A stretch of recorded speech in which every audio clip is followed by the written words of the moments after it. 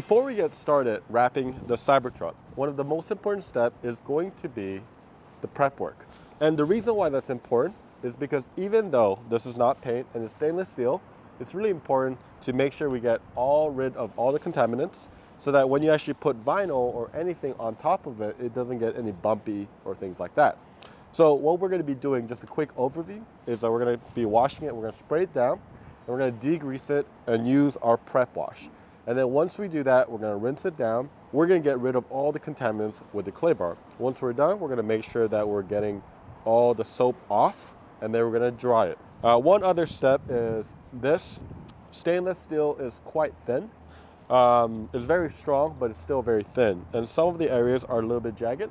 So for certain areas, I would recommend even clay barring those, and then really making sure you do a good job of edge prepping. This will ensure that the vinyl is going to stick for years to come. Let's get started. We're going to go ahead and spray it down.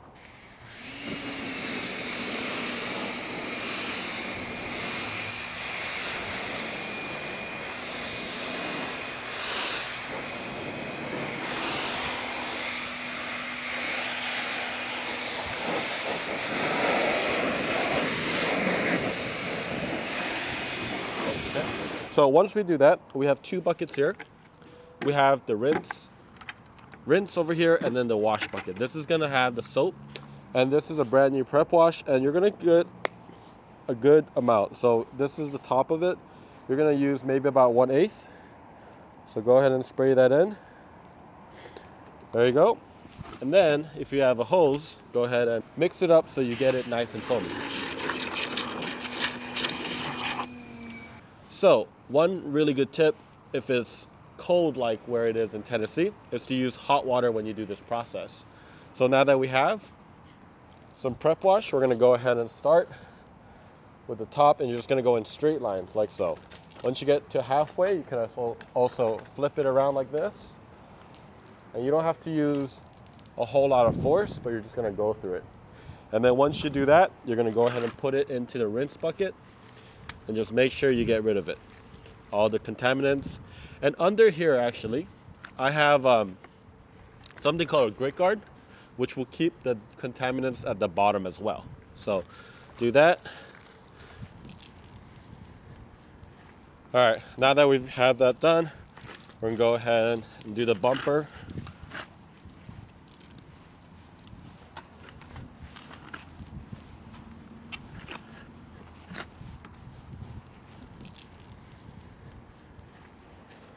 So, of course, it doesn't make sense for us to show you every single aspect because it's essentially going to be the same. So we're really going to be using the hood and the bumper to do so. So once we do that process, you're going to make sure that you rinse it down. Okay, so let's go ahead and do that.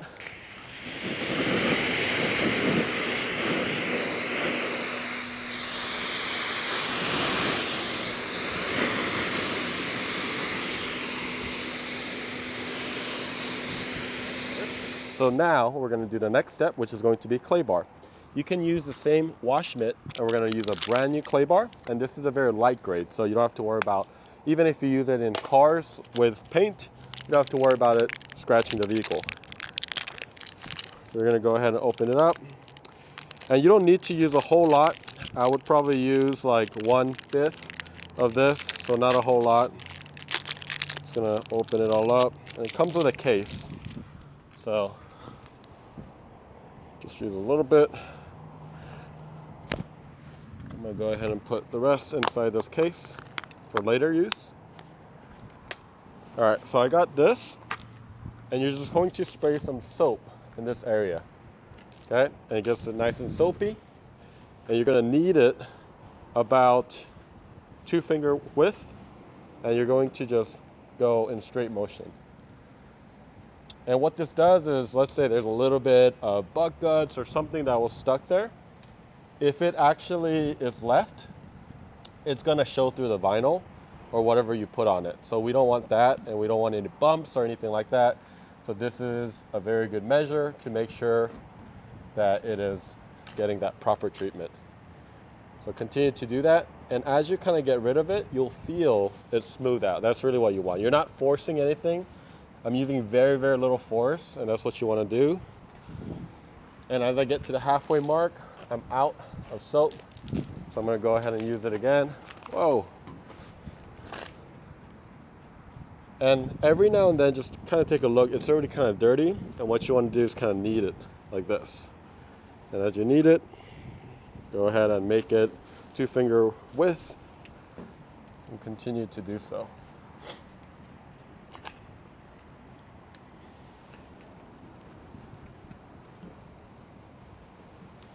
We can go ahead and clay bar some of the edges as well, making sure there's not anything. And you can see that there is a good amount of contamination, and it's pretty dirty already. I'm gonna go ahead and rinse it off, because we don't want this sitting on the stainless steel, okay? So we're gonna rinse it off again.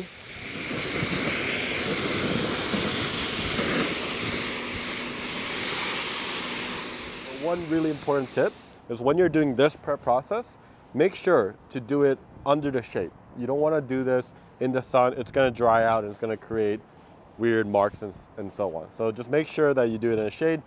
Typically what I'll do is, just so that it doesn't dry, maybe like 3 to 4 panels, and then I'll rinse it off and then kind of move on to the next panel. Lastly, before we move on, one other thing to mention is you want to make sure you do all the stainless steel, and you want to clean everything. And of course, since these trims get a lot of mud and a lot of dirt on this, so I will wash this last. So you want to wash the dirtiest part last, which is going to be this. And you also definitely want to get inside the wheel well.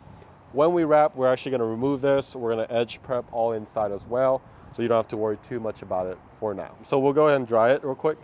This is how you can dry it. You can use the microfiber also provided, and you can go ahead and just wipe it down, or you could also fold it out like this and just drag it across to get all the water off. All right, and then you can go ahead and wipe it down. There you go.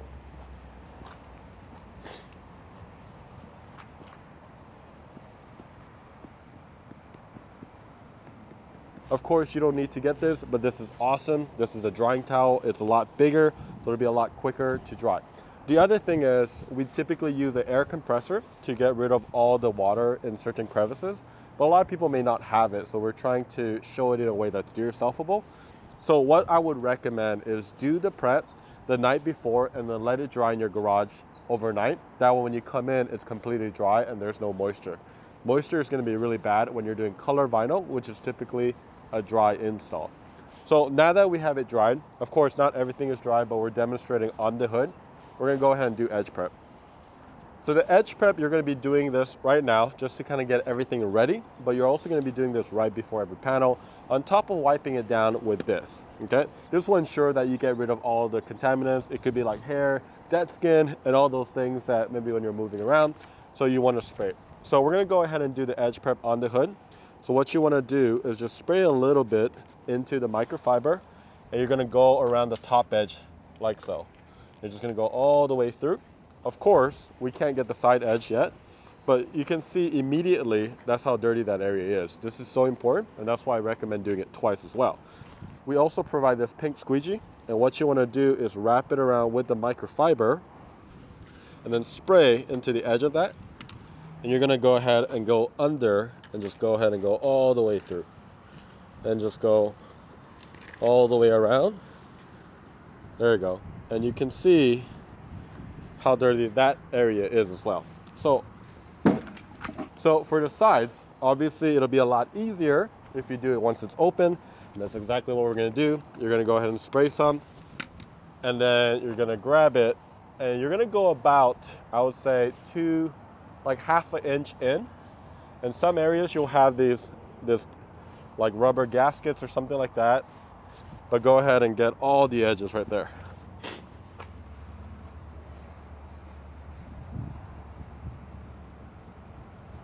So this is pretty sharp, so when it goes down you can hit your head, so they put this guard right here. However, one issue is there's certain areas, so we're going to talk about it per panel, that holds a lot of water and moisture.